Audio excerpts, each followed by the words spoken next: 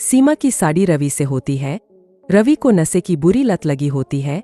एक दिन अरे माँ, मेरा एक साइड का शरीर काम नहीं कर रहा है। मैं आज खेतों में कैसे जाऊंगा? अरे बेटा, ऐसा ना बोल। तेरे पापा के जाने के बाद से तू ही घर चलाने का सहारा है। मैं डॉक्टर को बुला लाती हूँ। देखिए बहन जी, रोहन के शरीर के एक साइड में लकवा है। अब वो कभी ट्रैक्टर नहीं चला पाएगा।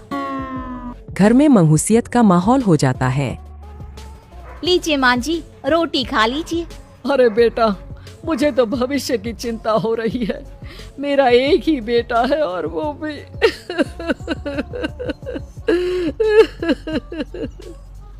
माँ जी, आप चिंता न करें। जब तक ये बीमार है मैं खेत जाकर काम कर लिया करूंगी। वैसे भी नशे के कारण इनका शरीर काफी कमजोर हो गया है। अगले दिन सीमा खेत में जाकर काम कर शाम को घर लौटती है। ये ले बेटा, पानी पी ले। कैसा रहा काम का पहला दिन? माँ जी, काम तो ठीक है, लेकिन मैं अगर ट्रैक्टर चलाना सीख लूँ ना तो काम और भी आसान हो जाएगा। अरे बेटा, दुनिया क्या कहेगी कि औरत होकर ट्रैक्टर चला रही है। माँ जी, या तो हम दुनिया देख ले या अपना घर, कोई बात नहीं। जब ये ठीक हो जाएंगे तो सब ठीक हो जाएगा। अरे बहू, जरा बाहर तो आना। जी माँ जी। बहू, तेरे मामा जी आए हैं, तूने बुलाया था ना?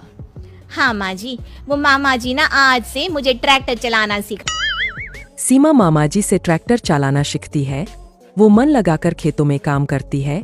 और एक दिन माँ जी, पता है इस बार पूरे गांव में सबसे ज्यादा फसल का उत्पादन हमारे खेतों में हुआ है। इस साल तो खूब पैसे आएंगे। हाँ। सास खुश नहीं होती है। वो चुपचाप वहाँ से जाने लगती है। तभी सीमा उसे रोक लेती है। क्या हुआ माँ जी, आपको खुशी नहीं हुई? बेटा, आज डॉक्टर साहब बोल रहे थे कि रोहन के ठीक होने के लिए 5 लाख रुपए की जरूरत है। समझ नहीं आ रहा क्या करूं। सीमा शांत हो जाती है। अगले दिन सास सीमा के पास आती है। बेटा, ये मेरे गहने हैं।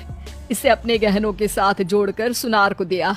जितने पैसे हो ले आ, डॉक्टर को आज ही देने हैं। सीमा अपने गहने और सास के गहनों को लेकर दुकान में बेचकर पैसे लेकर घर आ जाती है। माँ जी, सिर्फ 3 लाख रुपए का ही इंतजाम हो पाया है। बाकी के पैसे कैसे आएंगे? बेटा, अब तो एक ही चारा है, हमें जमीन भी बेचनी पड़ेगी। माँ, खेत बेच देंगे तो खाएंगे क्या? अरे बेटा, कोई दूसरा चारा भी तो नहीं है। रोहन ठीक हो जाए तो वो मेहनत करके इससे भी बड़ी जमीन ले लेगा। सास बहू मिलकर खेत भी बेच देते हैं। अब पूरे पैसे लेकर सास डॉक्टर के पास जाती है। डॉक्टर साहब, ये लीजिए सारे पैसे।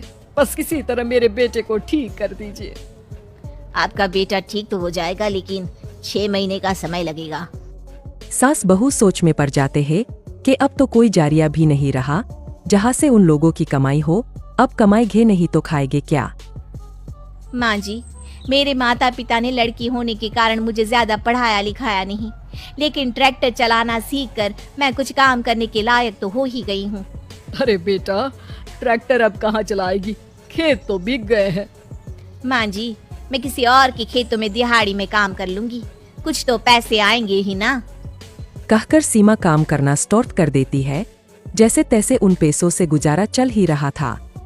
माँ जी, पास के अस्पताल से मुझे नौकरी के लिए ऑफर आया है। पैसे भी ये 4 गुना ज्यादा मिलेंगे और अब खाने पीने दवाई के साथ हम कुछ पैसे भविष्य के लिए भी जोड़ पाएंगे। लेकिन काम क्या है बहू? माँ जी, मुझे अस्पताल की एम्बुलेंस चलानी है। अरे, तू तो मेरी बहू नहीं, बेटा है बेटा। जरूर जा बेटा। और हाँ, तूने पूरे गांव में एक मिसाल कायम कर दिया कि हर काम हर कोई कर सकता है। उनके लिए लड़की या लड़का होने की कोई जरूरत नहीं।